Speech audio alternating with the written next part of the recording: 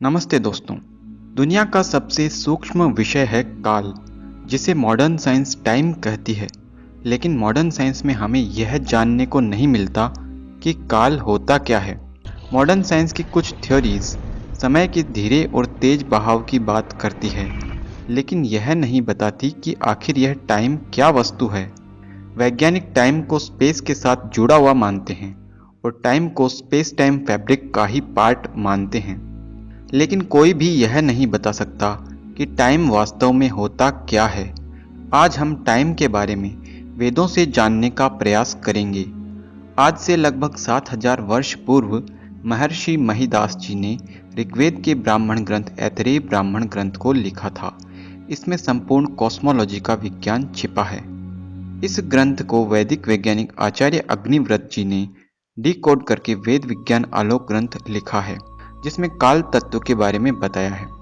जिस तरह हम किसी भवन की लंबाई, चौड़ाई और ऊंचाई को आकाश नहीं कह सकते, उसी तरह घड़ी से पता लगने वाले समय अंतराल को हम काल नहीं कह सकते।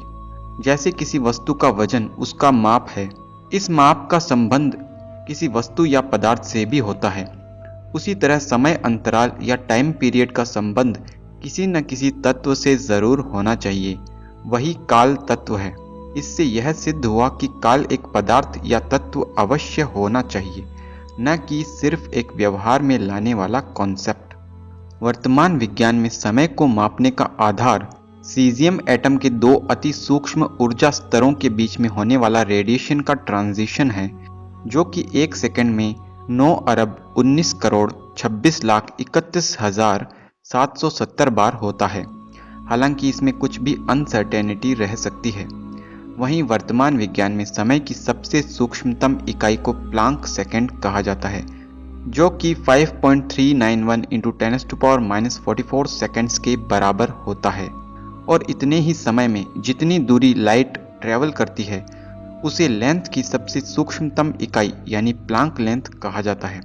आज मॉडर्न साइंस प्लांक लेंथ और प्लांक टाइम के लेवल से आगे कुछ भी डिटेक्ट नहीं कर सकती, लेकिन वैदिक विज्ञान के अनुसार इससे भी अरबों गुना सूक्ष्मता में जाने पर काल का पता चलता है। आज से करोड़ों वर्ष पूर्व महादेव शिव, महर्षि ब्रह्मा जैसे महावैज्ञानिकों ने समाधि अवस्था में इस सूक्ष्मता के स्तर पर जाकर ब्रह्मांड के सभी तत्वों को जाना। हम किसी चीज को मापने के लिए या डिटेक्ट करने के लिए उससे भी सूक्ष्म चीज का सहारा लेते हैं। वैसे ही काल और प्रकृति तत्व जैसी सर्व सूक्ष्म सत्ता को जानने के लिए उससे भी सूक्ष्म स्तर पर जाना होगा, यानी अपने मन से भी सूक्ष्म और प्रकृति से भी सूक्ष्म आत्म तत्व तक, जिसे साक्षात करने वाले ऋषियों ने काल और प्रकृति को जाना। जिस तरह आप किसी स्केल से किसी एटम को नहीं माप सकते, उसी तरह आज किसी भी टेक्नोलॉजी से काल और प्रकृति को नहीं जाना जा सकता। तो वास्तव में काल क्या है, इसे जानने के लिए आपको प्रकृति को जानना पड़ेगा। हमने कई वीडियो में प्रकृति के बारे में आपको बताया है, लेकिन यहाँ भी हमें इस बारे में बताना ज़रूरी है ताकि नए व्यूअर्स भी इसे जान सकें। जिस तरह एक घर ईंटों से बनता है, उसी तरह ब्रह्मांड को बनाने के लिए इस्तेमाल किया गया पदार्थ प्रकृति कहलाता है, जो किसी से नहीं बनता है। ईंट मिट्टी से बनती है, मिट्टी सिलिका एटम्स से बनती है। एटम्स के अंदर इलेक्ट्रॉन, प्रोटॉन, न्यूट्रॉन है। प्रोटॉन, न्यूट्रॉन क्वार्क्स से बनते हैं। क्वार्क्स और इलेक्ट्रॉन किससे मिलकर बने हैं, यहाँ पर आकर मॉडर्न साइंस रुक जाती है। हालांकि कई वैज्ञानिकों के अनुसार यह सब कुछ स्ट्रिंग्स यानी वाइब्रेटिंग एंटिटी से बने हैं, यानी इनके अंदर आपको कोई पार्टिकल स्टेट नहीं मिलेगी, बल्कि आगे के सूक्ष्म स्तर सिर्फ वाइब्रेशंस हैं। इस बात पर कई वैज्ञानिक शंका भी करते हैं, क्योंकि इसका कोई ऑब्जर्वेबल एविडेंस नहीं है। यह प्लांक लेंथ से सूक्ष्म है, जहां पर कुछ भी डिटेक्ट करना मुश्किल है। लेकिन वैदिक विज्ञान वर्तमान विज्ञान की इस बात को स्वीकार करता है कि सब कुछ वाइब्रेटिंग एंटिटी से बना है। इन्हें वेदों में रश्मि कहा जाता है। रश्मि का अर्थ रस्सी भी होता है, यानी कि ये कंपन रस्सी नुमा होते हैं। ये रश्मियां और कंपन अनेकों प्रकार के प्राणों और छंदों से बने हैं। वैदिक विज्ञान के अनुसार क्वार्क और इलेक्ट्रॉन के आगे चलने पर हमें अनेकों छंद और प्राण रश्मियां मिलती है, और ये विशेष प्रकार के कंपन हैं। कंपन के लिए कोई माध्यम भी होता है। जिस माध्यम में इनका कंपन होता है उसे मनस तत्व कहा जाता है। ये हमारा मन ही है, लेकिन हमारा मन व्यष्टि मन यानी लोकल मन है और यह समष्टि मन यानी यूनिवर्सल मन है। इस मन का आधार इसी की तरह अहंकार तत्व होता है और अहंकार से आगे महत तत्व और अंत में प्रकृति तत्व होता है, जो सबसे सूक्ष्म है, जिसे महादेव शिव नित्य और अहेतुकम कहते हैं। यानी कि ये आगे किसी से मिलकर नहीं बना है। साथ ही भगवान शिव और भगवान ब्रह्मा इसे अव्यक्त भी कहते हैं, यानी इसे पूर्ण रूप से नहीं जाना जा सकता। जैसे मॉडर्न साइंस के अनुसार सार रूप में हम कह सकते हैं कि पूरा संसार में हर जगह एनर्जी ही है, यानी संसार एनर्जी है। इसी तरह वैदिक विज्ञान में हम कह सकते हैं कि पूरा संसार प्रकृति ही है। ये प्रकृति पदार्थ वर्तमान पदार्थ की प्राकृतिक अवस्था है। ये एक ऐसा पदार्थ है जो हर जगह व्याप्त रहता है। इसमें कहीं भी कोई फ्लक्चुएशन ऑब्जर्व नहीं किया जा सकता। इस अवस्था में कोई बल, कोई क्रिया, गति, प्रकाश, ऊष्मा नहीं होती। ये ब्रह्मांड का वह सबसे तरल सॉल्यूशन है जिसके अंदर होने वाले वाइब्रेशन से ब्रह्मांड बना है। इसे आप एक ऐसे अनंत समुद्र की तरह इमेजिन कर सकते हैं जो हर जगह शांत है, जहाँ पूर्ण अंधकार है, कोई क्रिया नहीं, कोई शोर नहीं, कोई बल भी नहीं है। इसे पूरी तरह इमेजिन ही नहीं किया जा सकता। इसीलिए भगवान शिव, ब्रह्मा और मनु महाराज भी इसे अव्यक्त कहते हैं। इसकी अव्यक्तता को समझने के लिए मैं आपसे पूछता हूँ कि क्या आप अपने कान से कुछ देख सकते हैं, या आँख से कुछ सुन सकते हैं, या अपनी उंगली से कुछ सुन सकते हैं? आँख बंद करने पर आपको कालापन तो महसूस होगा, लेकिन एक जन्म से अंधे व्यक्ति को वह भी महसूस नहीं होगा।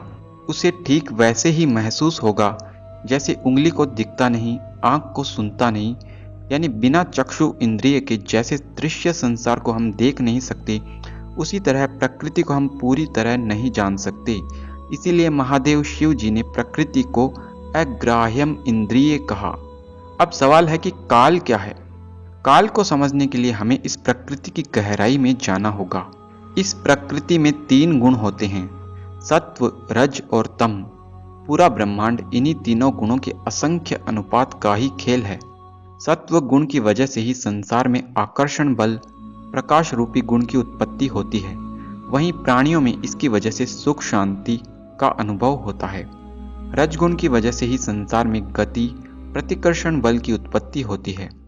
वहीं प्राणियों में इस गुण के कारण चंचलता, क्रियाशीलता और ईर्ष्या, द्वेष आदि गुण उत्पन्न होते हैं।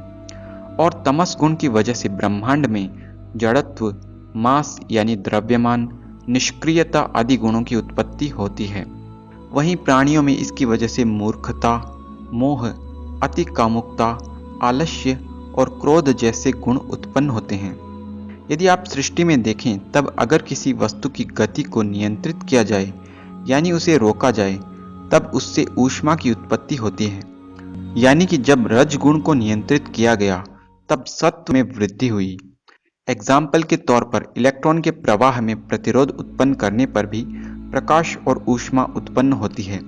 महर्षि ब्रह्मा के अनुसार जब तक सत्व गुण है तब तक रज गुण भी रहेगा, और जब तक तमोगुण विद्यमान है तब तक सत्व और रज भी विद्यमान होंगे।